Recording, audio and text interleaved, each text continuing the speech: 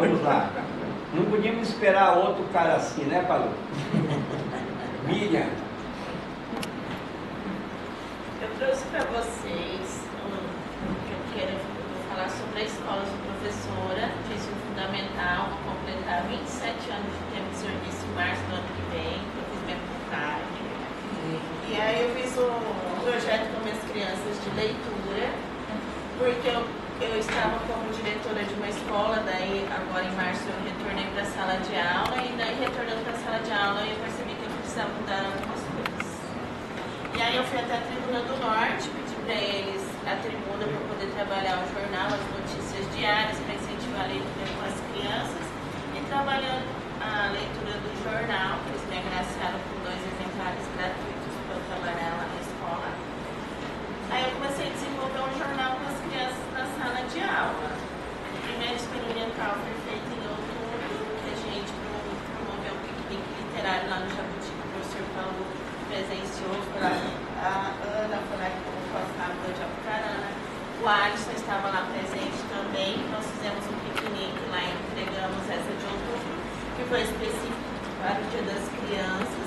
Eu elaboro o jornalzinho junto com eles, daí eu faço teste com eles para eles observarem, né? Para eu ver a dificuldade, se eles estão conseguindo resolver, para depois poder reproduzir. No mês de novembro, que eu também fiz com eles, daí eu já coloquei. Eu senti falta de edição de sugestões de obras literárias. Aí até coloquei a obra do Tiago Zardo, que é uma obra da área de meio ambiente, que era o foco da COP30, né, que estava tendo em novembro.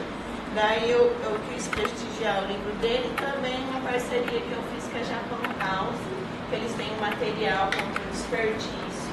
Daí coloquei para trabalhar com as crianças.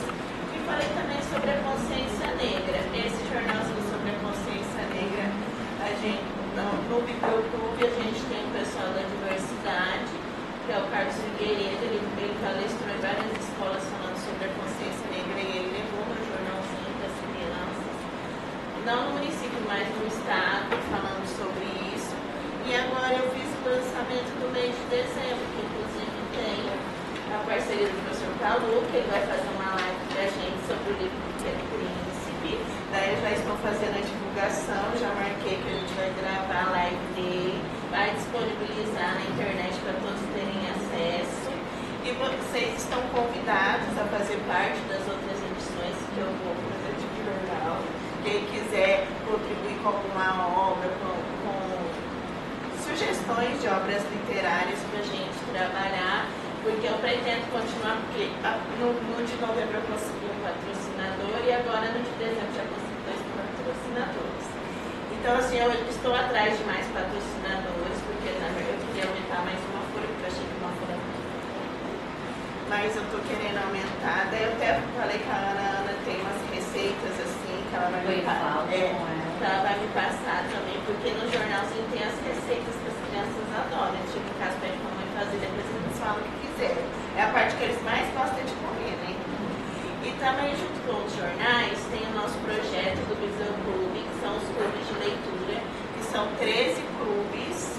A professora Leni faz parte do Clube das Mulheres, a Ana faz parte do Clube Kids, que é das crianças, o Alisson está nos adolescentes e nos adultos, faz a obra dele de adolescentes. Uma das obras dele, o professor Paulo está no Clube dos Professores. Quem quiser participar também está convidado a fazer parte. Também está convidado.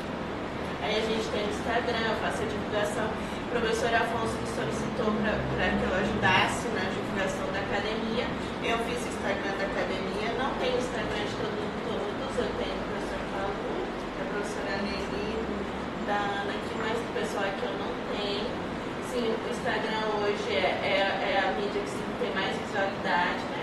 O pessoal vê mais, que o pessoal está mais em contato. E eu achei que foi uma forma de promover mais a academia de vocês. E daí, se alguém quiser contribuir com alguma coisa para colocar lá no Instagram, a professora Leni me mandou a pauta lá do encontro que ela teve, eu coloquei lá. Coloquei recentemente o hino da academia que eu não conhecia, que o pessoal conhecia, coloquei lá no Instagram também, que a professora Afonso elaborou. E daí, se alguém quiser mandar algum material, acho que manda o professor Afonso eu coloco lá no Instagram. No Instagram está escrito Academia de Letras, Artes, Ciências e Comunicação do Norte do Paraná. É só vocês procurarem lá que está lá. Para vocês irem. Ok. Academia de Letras, Artes, Ciências, Centro-Norte do Paraná. Ô, Miriam, Sim. só perguntando, essa questão sua aqui, você tem a produção do jornalzinho, é físico, não é... Eu coloco Você na tem- internet Você também. tem eletrônico também? Sim. É que Maringá, a Academia de Maringá tem uma professora que ela tem aqui, ela esqueci o nome do jornalzinho dela, que é eletrônico também, e ela pede, então, quem quiser publicar, escreva. Maringá. Mas as crianças adoram pegar o jornal e fazer, eles já ficam olhando. Não, é legal. Não, eles Eu adoram. também prefiro o físico, mas talvez os dois, né? Sim, eu estou fazendo os dois. Muito bom. Parabéns para você por essa iniciativa. Né? De fato, a gente precisa de patrocínio. Sem patrocínio, a gente não faz. Né? Vamos ao próximo. Vanderlei. O que o senhor falou mesmo para Vanderlei? Pequeno ponto. Pequeno ponto. Tá bom. Pequeno ponto. Você está marcando o tempo? Eu esqueci. Tá. Só resumir, falar só um título, mas já adianta uns 3 minutinhos. Mas é um ponto que eu vivenciei quando criança. Então, é um ponto real. Coincidência não, mas acabou acontecendo. Um ponto folclórico. Tipo, Saci Pererê. Você já vai imaginar, né? Tipo, Saci Pererê, o tema, a lenda folclórica e o lema a mitologia indígena. Direto do texto. O Saci Pererê. Vanderlei era um menino que gostava de caçar passarinhos, não tinha medo de nada, ou seja, não sabia o que era perigo. Quase todos os dias se embrenhava no mato sozinho, fazendo barapuca e caçando passarinho, claro, de seta. Seu estilingue era como um amuleto, sempre pendurado no pescoço.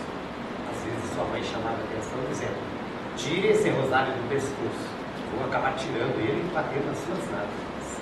Mas isso era só conselho, pois ela adorava os jambus e juritis que ele caçava, para a mistura com outros, além dos andaris que pescava no córrego ao fundo de casa. Embora com toda essa liberdade, sua mãe se preocupava com ele, andando sozinho na floresta e na beira do riozinho. Podia ser picado por uma cobra, um inseto, ser atacado por abelhas, cair num buraco, se machucar, enfim, tinha cuidado com ele, mas de nada adiantava seus conselhos. Então sua mãe usou um argumento forte como forma de prevenção. Disse a ele: moleque, você ficar aí andando sozinho pelo mato, vai acabar encontrando o Saci Pererê. Naquele tempo em que havia pouca informação, não tinha rádio, televisão, jornal, livros, eram apenas didáticos, ou seja, só a cartilha Caminho Suave, alguns gibis do tio Patinhas e o famoso almanaque que ganhávamos na farmácia uma vez por ano. As informações eram as mais orais. Então o menino, muito esperto e questionador, pergunta à sua mãe as características do Saci. Ela descreve cuidadosamente, dizendo: Saci é um garoto pretinho, tem só uma perna, um gorro vermelho na cabeça e fuma no cachimbo, além de assobiar estridente. O menino registrou bem a imagem do Saci na cabeça, mas continuou a caçar e pescar sozinho na floresta.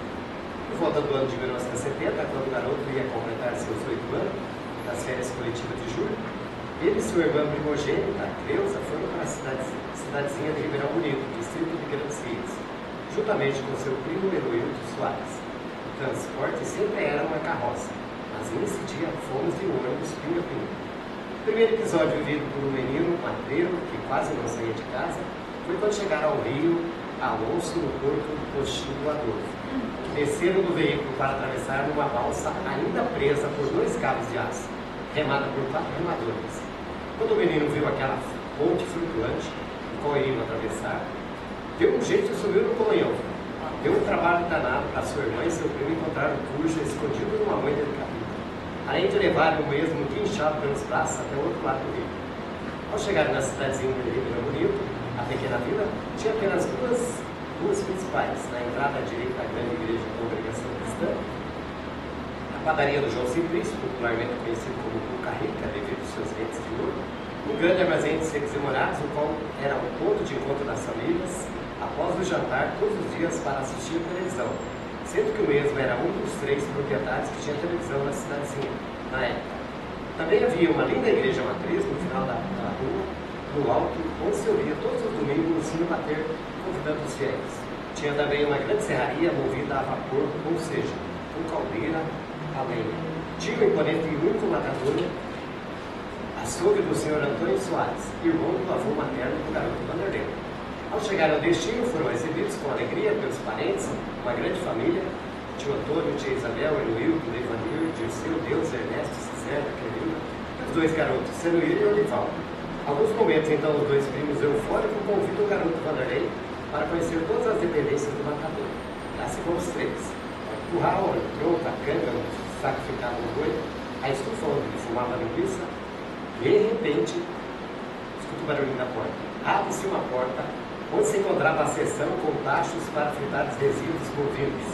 Imagine só, o garoto Vanderlei avista ali um indivíduo de cor morena, de uma perna só, com um boné vermelho na cabeça, fumando um cachimbo torneado, mexendo com a pá no tacho. O menino, diante daquela cena, saiu numa disparada com o coração a mil. Ficou amarelo como um maracujá. Foi preciso lhe dar um copo d'água para que não desmaiasse. Após acalmar os ânimos, ou seja, o susto, foram muitas risadas por parte dos primos que questionaram o garoto. Por que você saiu correndo? Respondeu então o garoto. Vocês não viram o Saci Pererê mexendo no tacho? Foram muitas gargalhadas por parte dos primos, depois disseram, aquele indivíduo é o senhor Aristide, nosso funcionário. Respondeu o menino Vanderlei, mas ele é preto? Claro, respondeu os primos, é a sua cor. Disse então o menino, mas ele tem só uma perna. Sim, respondeu os primos. Ele sofreu um acidente e foi preciso amputar uma perna. Ainda questionou o garoto, mas ele fuma no cachimbo. É óbvio, disseram os amigos, é isso dele, ele gosta. Depois de solucionar o enigma e a adrenalina baixar, retornaram os três para o recinto, onde trabalhava o senhor Aristides para apresentar ao garoto. O menino entrou um pouco ressabiado, mas cumprimentou o senhor, certificando de que era mesmo um ser humano. Ao término do fato, foi uma semana de férias, de sucesso e novas aventuras, que ficaram gravadas na mente do personagem Vanderlei e aqueles que compartilharam com sua história. Vanderlei, você é o que eu digo no escritor da vida. A gente não deve escrever um livro grandão, a gente deve escrever um livro pequeno, fácil de ler, assim a opinião que o Davi Gonçalves hoje. Né? Não estou contrariando o seu desejo, mas é a questão. Parabéns. Eu conheço tudo lá, viu? É? Tudo que você falou, da Serra, tudo. Tá. Eu estava falando pelo nosso postinho. A próxima é a Dona Maria Martins.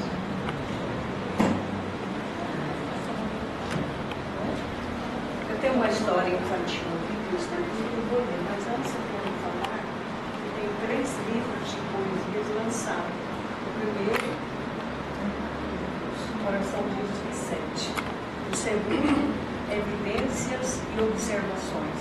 E o terceiro é Reflexo da Alma na Poesia. Agora, de história infantil tem várias escritas, umas 30 mais ou menos, mas ainda não publiquei. Não sei nenhuma. A historinha que eu vou ler é A Doença da Centopeia. No Vale das Flores, a vida era muito alegre e colorida para todos os bichinhos que moravam lá. A variedade de cores e o perfume que cada flor exalava deixava qualquer um fascinado, fazendo daquele lugar o mais encantador para se morar. Os moradores daquele vale viviam em perfeita harmonia e tranquilidade.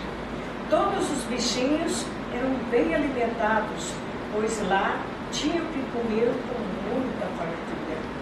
A água que bebiam jorrava de uma fonte cristalina e corria por entre as pedras de um pequeno riacho. O que ninguém sabia era que aquele sossego estava com os dias contados. Uma centopeia, vindo de outros arredores, chegou certo dia ao amanhecer para perturbar a paz no Vale das Flores. Dizia ela aos que vieram para dar-lhes as boas-vindas: sou uma pobre coitada, venho de muito longe e de tanto caminhar fiquei muito doente. Ai, meus pezinhos doem, ai, ai, não tenho abrigo preciso me alimentar. Não tenha medo, você está entre amigos, responderam todos. Cuidaremos de seus pezinhos com panos de ervas e acharemos um lugar para você morar. A vontade de ajudar a nova moradora era muito grande. Arranjaram primeiro um lugar para ela se abrigar. Como lá tinha cascas secas de árvores e folhas também, não foi difícil acertar a moradia.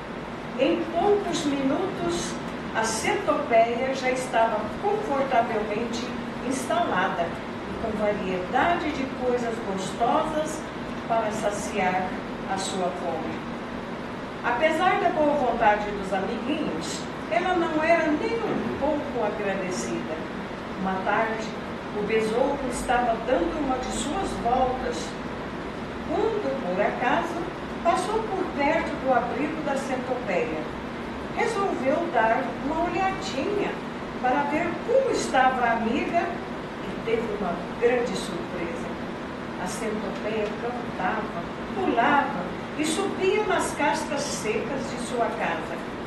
O besouro, mais que depressa, chamou Dona Minhoca e contou tudo. Os dois foram até lá para ter uma conversa séria com ela.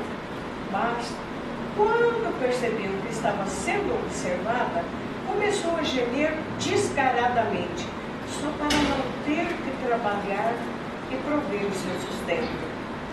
Não aguento mais de tanta dor. Ai, ai, ai, ai, meus pezinhos doem demais. Ai, sou uma pobre coitada. Mas você já foi curada, falou Dona Minhoca. Você foi vista por um dos nossos amiguinhos, cantarolando, pulando, e quem está realmente doente não faz nada disso. Portanto, se quiser continuar aqui, terá que trabalhar para prover o seu sustento e colaborar com todos para que a harmonia e a paz reinem entre nós.